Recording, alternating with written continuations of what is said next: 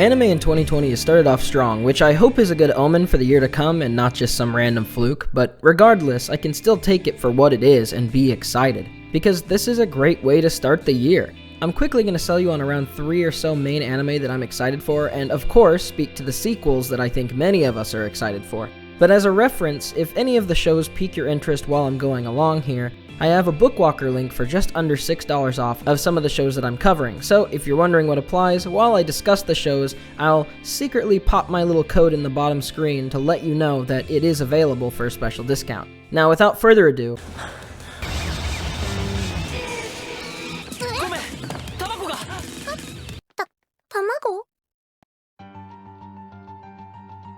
it probably makes the most sense to start with some high energy picks, gain retention, and help propel the video better, but if you'll just bear with me, by a good mile, the best non-sequel show and original show in a long time is Wonder Egg Priority. And I think most people will be able to tell the difference from typical quality in its aura alone.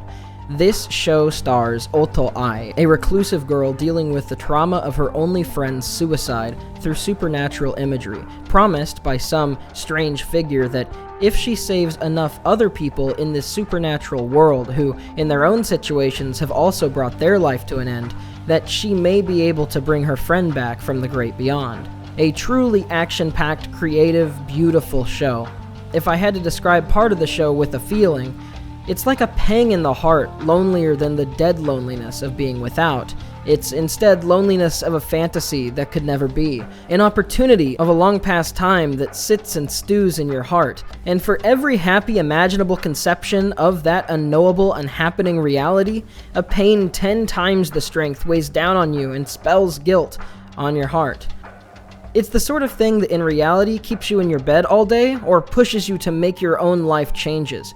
And both sides of that are shown through our protagonist Ai, who puts her life on edge and still manages to see all the wonder in the world in a journey not just to bring back her friend, but a journey to love herself, packed with beautiful animation cuts, directing, and creative musical variety. Depending on how the show goes and based on what you all want, so let me know in the comments, I may end up making a full video on this show once it's finished, but whether or not I do, for the first 3 episodes I've seen, while I wasn't entirely sold on episode 1, these 3 have been fantastic, exploring the different types of social pressures and traumas that can lead someone to mistake the value of their own life.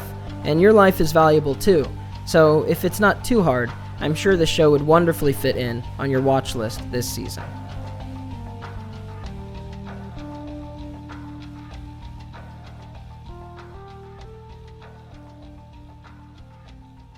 Mushoku Tensai is much more lighthearted and horny than the previous show. Still, there remains a lot of good in it. Scam already made a video on it, but Mushoku is one of the great progenitors of the modern isekai genre, long time popular in Japan and birthed many of its tropes. But like Haruhi did with supernatural and school anime, it shows itself to be a full head and more above the other ones that have come after. Aside from the production being amazing, coming from a studio that was literally funded just to make this anime a reality, it takes our gross neat otaku and doesn't shy away from the negative aspects of his character. Instead of being an average attractive anime boy, bland protagonist, he's gross. Whenever they cut away from this new isekai world, everything is very realistically drawn. He's hated by everyone, his peers, his classmates. He's blatantly pervy in this new world and generally not that great of a person. However, he's a creation of his environment to an extent. With an unloving family, mercilessly bullied by his classmates, he eventually became a NEET, scared of the world, scared of going outdoors. And that's who he was before he died. But with this new opportunity, new body, family, a life, he's determined to make himself a better chance. One of the best things that this show does is refer back to his past trauma in life, showing tidbits and helping us inform the present, making me genuinely root for him. And listen, the word isekai probably makes many stop listening by principle, but I'm the same way. I haven't finished a single isekai, I think, since they dropped Konosuba's 2nd season. I almost passed this show entirely while doing an impressions overview on my Twitch. After that we have, what is this? When a 34-year-old underachiever gets run over by a bus. Alright, what's the next one? But this show is good. I can't wait to see Rudy take his second chance and truly grow into a successful individual, not reviled and pushed down by everyone around him, but celebrated for his growth and hard work. Also, the fan service is pretty top tier. I don't know what it is, but a lot of anime try to be horny and they just draw super ugly fan service. Like, how is that supposed to work? But this show, oh boy, they figured some things out. Yes, Attack on Psych, it's Puipui Molcar hours. Step out of the way, Zeke. Run, Zeke, run. Levi's coming. Okay, I have to do a quick mention here of these 3-minute short stop-motion animations of Puipui Molcar. These are fun, bite-sized, fast-paced, and conceptually interesting shorts that I think anybody could sit and enjoy. They will almost certainly go overlooked, so give them a gander. Half of the series is the average length of a YouTube video. You lose nothing. And if you end up liking it too, which it's extremely pleasant, so I can't imagine you wouldn't, Core posted a longer in-depth video going into the show. So, honorable mentions. These shows, before I go into sequels, really stuck out to me. First is Skate the Affinity. Honestly, I did not think that this looked good at all on my impression, even being a bit of a skater boy myself through high school. If you like cute boys and fantastical elements with great production though, Skate is for you.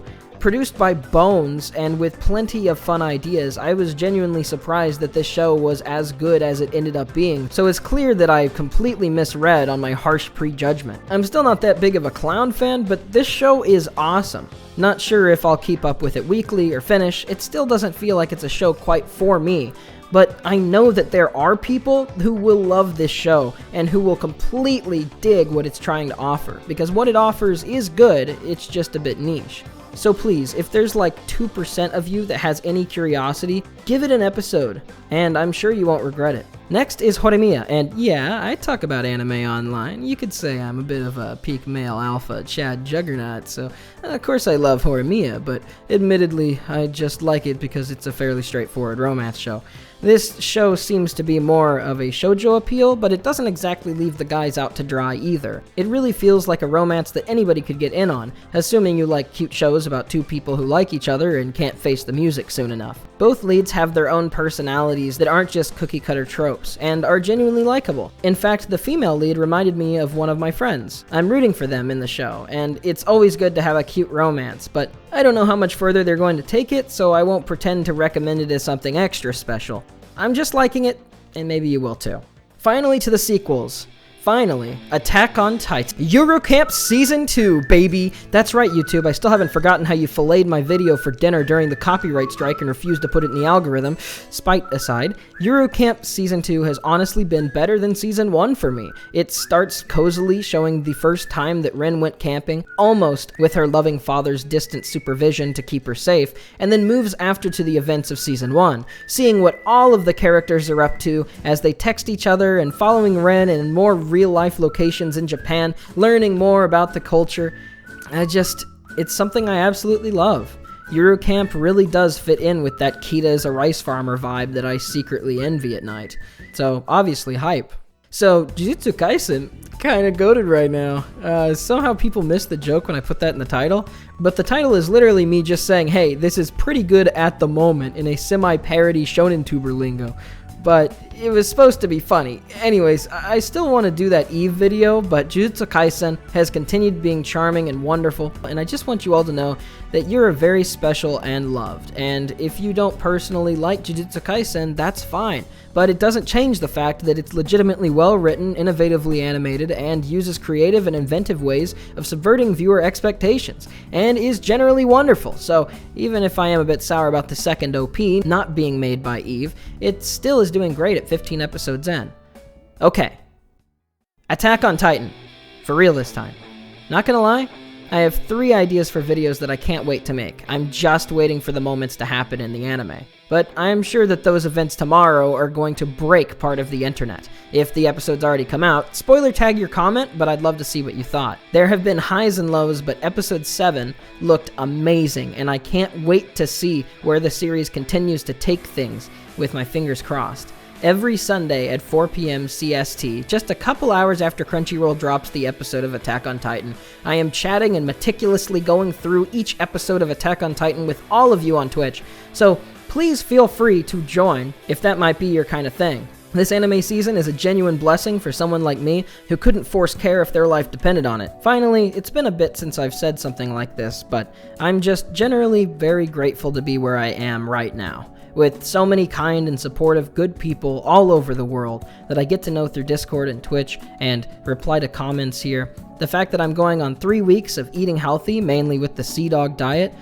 just friggin' broccoli and chicken breast, and working out consistently.